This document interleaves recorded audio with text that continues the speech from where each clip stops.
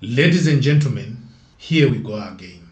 Apostle Makore, the man who claims to have figured out the entire political landscape of Zimbabwe from the comfort of his chair in UK, has come out with his usual wisdom, taking a swing at Nelson Chamisa and his political journey.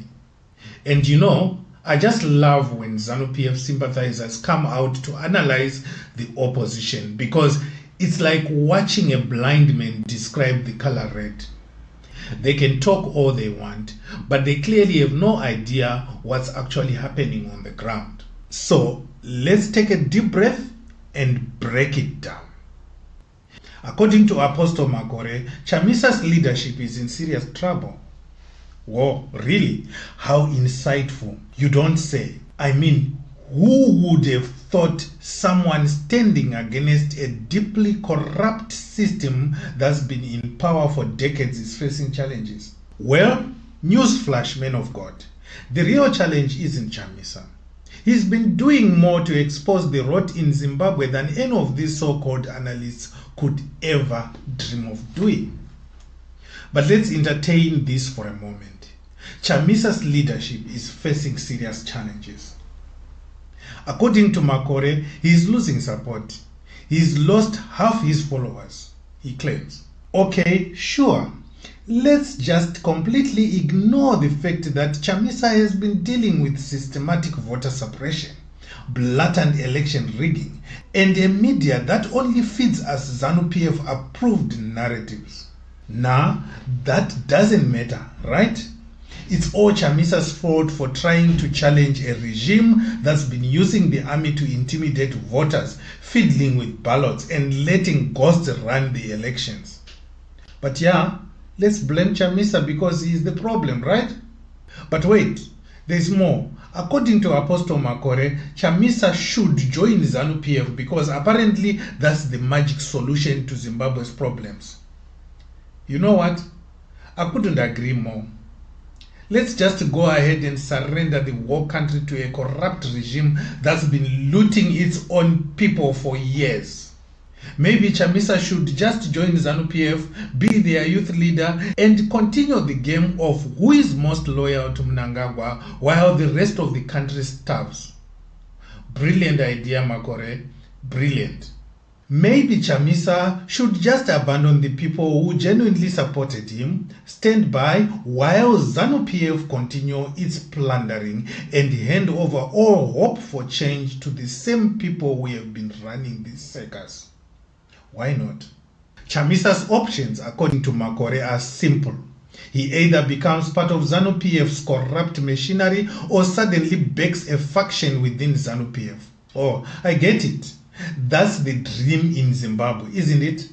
Throw away your dignity, kiss the ring, and beg for a seat at the table of the very same regime that's been destroying the country.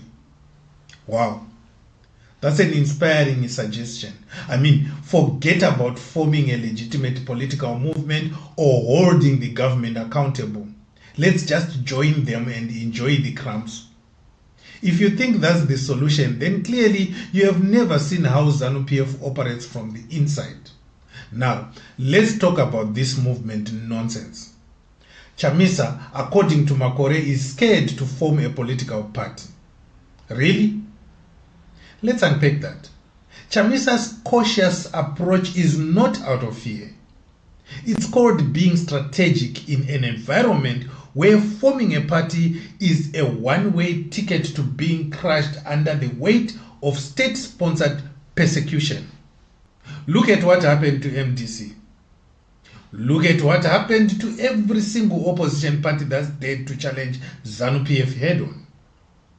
If Chamisa wants to avoid falling into the same trap and becoming another statistic in Zimbabwe's long history of fallen opposition leaders, maybe, just maybe, it's better for him to play it smart rather than running headfirst into a wall. Chamisa's decision to call his group a movement rather than a party isn't an act of fear. It's an act of survival.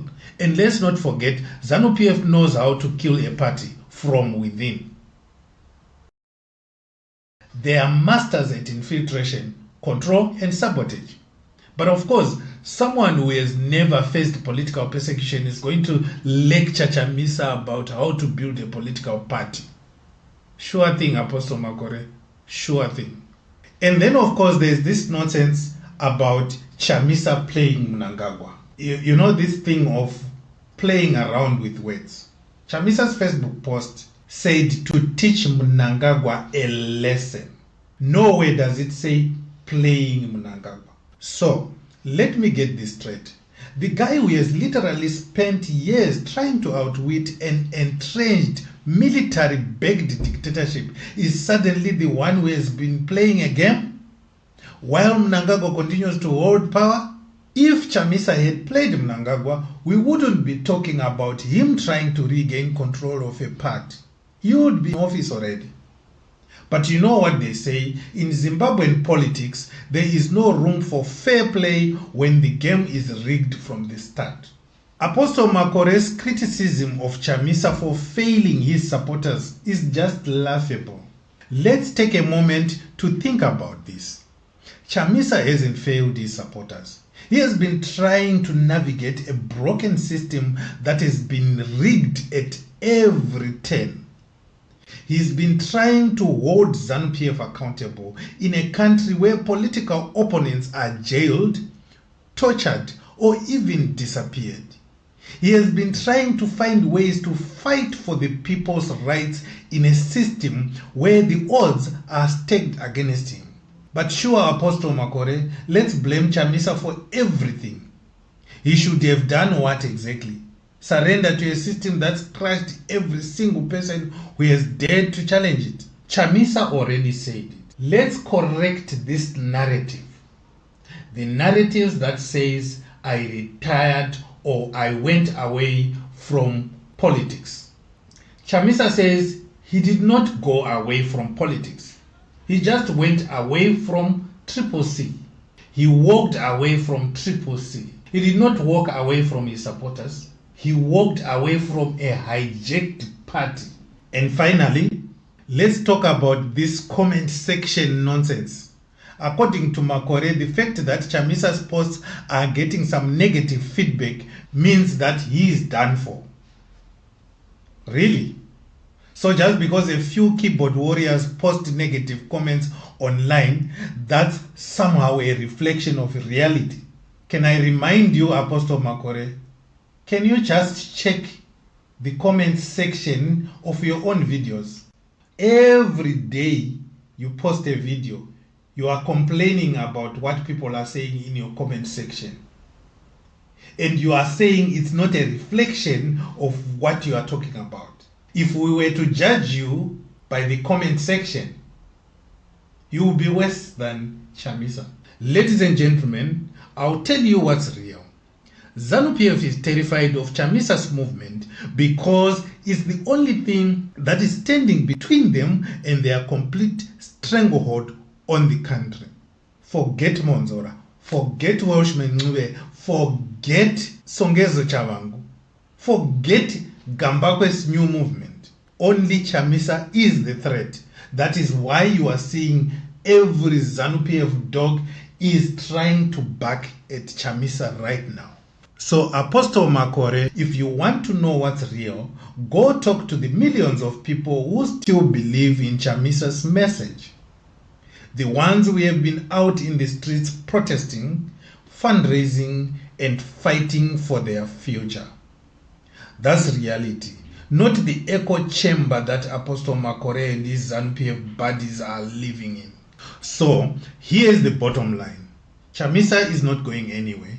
The battle for Zimbabwe's future is still very much alive. And despite the endless attack from ZANU-PF and its cheerleaders, Chamisa is the only one who is shown the courage to keep fighting for change. He is not perfect, but he's a hell of a lot better than the clowns who have been running the country into the ground for decades. Chamisa has faced more adversity than any of us could even imagine. And if you think he's finished, you are in for a rude awakening. In the end, Chamisa's leadership isn't about one man. It's about all of us. It's about the future of Zimbabwe and the fight for a better, fairer country. The real question is, are you ready to stand up and fight with him? Or are you going to sit back and let ZANU-PF destroy everything?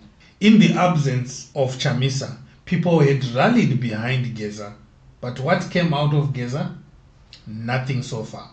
Is a coup likely? With Chiwenga's inaction, I don't see it being likely. So if Chiwenga can just prevent Mnangagwa from running until 2030, then maybe, just maybe, the suffering of the people of Zimbabwe can be cut short. And in 2028, if there is a free, fair and credible election, Chamisa will emerge as the leader of the country.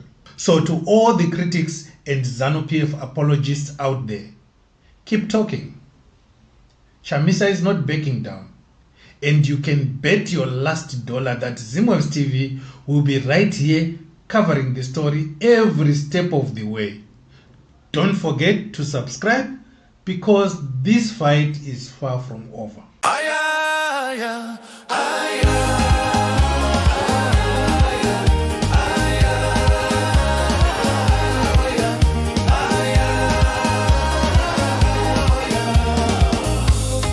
Kwa mutoko vari kufara mukomana adzoka nembudzi yavo nyemwerera adzoka Chamisa kuvarare manyuku nyuku vauya mukomana kwese kwese vari kuimba siyai zvake apinde uyo